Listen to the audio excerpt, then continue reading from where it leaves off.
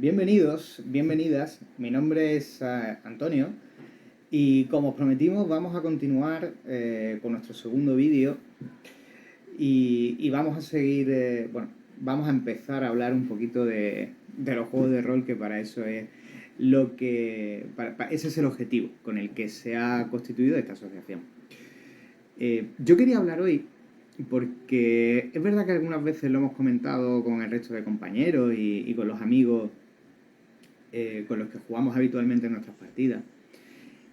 Y yo supongo que se debe en parte a que ya no tenemos 15 años, a que ya no disponemos de todo el tiempo del mundo. Como dice un compañero, ¿no? Antes teníamos todo el tiempo del mundo para dedicarlo al hobby, no teníamos dinero, y ahora tenemos el dinero y lo que no tenemos es el tiempo. Entonces, cada vez más nos vemos obligados a recurrir a adquirir campañas, que está muy bien, que está muy bien, yo no digo que no. Pero sí que es verdad que cuando recurrimos a estas campañas, al menos a mí me ocurre, eh, pasa que hay una sensación constante en los jugadores, al menos en mi caso, de prisa. Aquí no hay opción a parar. Eh, Aquí se desencadenan unos sucesos y esos sucesos van a seguir transcurriendo de manera inexorable y los personajes van a salto de mata intentando evitar que se produzca el desastre, el fin del mundo, etcétera, etcétera.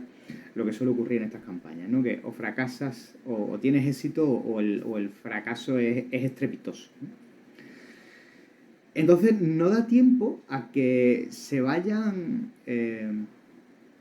determinando los personajes, haya un tiempo para la pausa, haya un tiempo para la reflexión, para que los personajes puedan decidir si quieren cumplir otro objetivo, si quieren seguir por otro camino.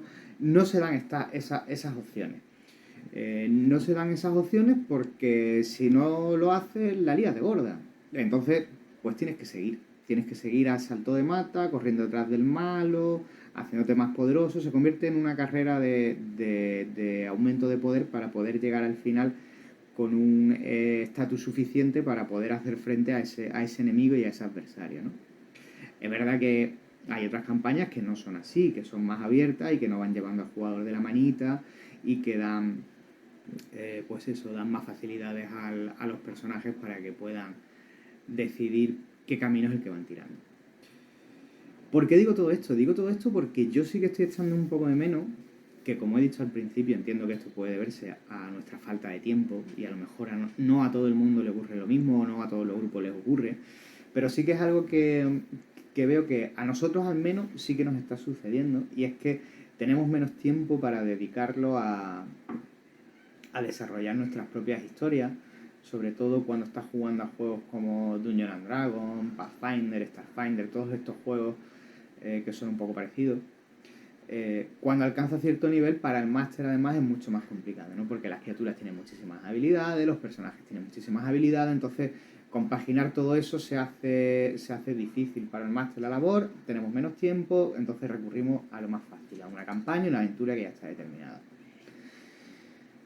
¿Qué ocurre con esto? Ocurre con esto que lamentablemente pues matas un poco la fantasía. Matas un poco la fantasía y se supone que nosotros, nuestro trabajo, nuestra función o lo que nos gusta es todo lo contrario. Es desarrollar personajes, desarrollar historias, desarrollar mundos que sean coherentes, que sean lógicos y desarrollar sitios en los que los personajes al fin y al cabo puedan vivir más allá de nuestra imaginación, ¿no? Entonces, ese tipo de campaña, desde mi punto de vista, repito, desde mi punto de vista, todo eso lo mata, lo cercena. ¿Cómo recuperar eso? Bueno, pues creo que debemos volver un poco como cuando nosotros jugamos en Avance.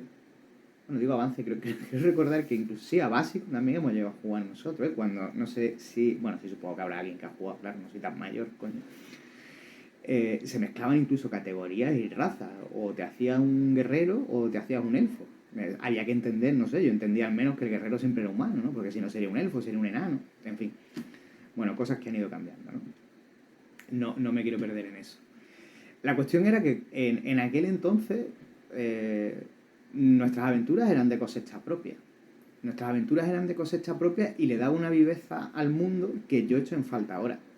Yo echo en falta ahora porque en aquel entonces los personajes iban creciendo, se iban desarrollando y entre ellos y el máster iban creando su propio mundo, su propio entorno, porque muchas veces terminaba una campaña, habían sucedido determinados hechos, determinados acontecimientos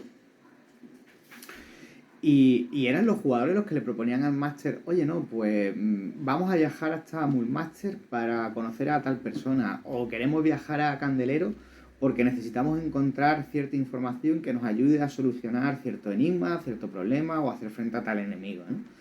Pero eran los jugadores, nosotros, los que le decíamos al máster a dónde queríamos ir, qué queríamos hacer.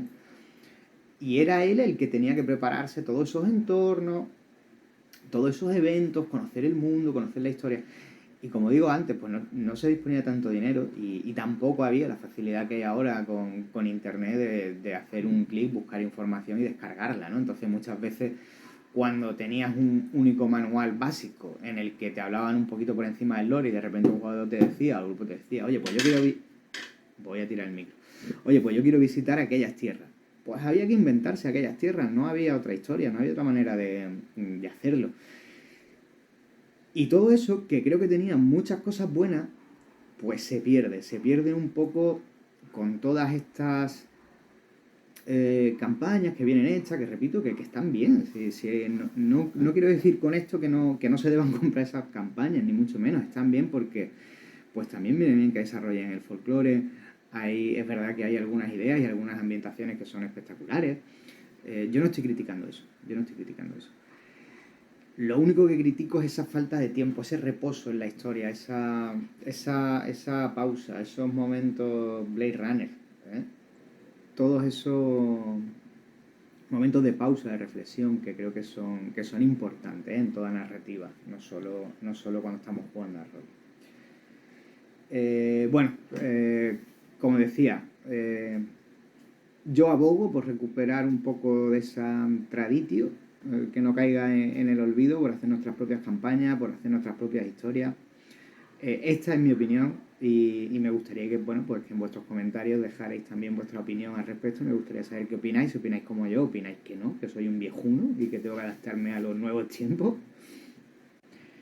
Así que pues os invitamos que os suscribáis al canal, que le deis like, que compartáis en las redes sociales.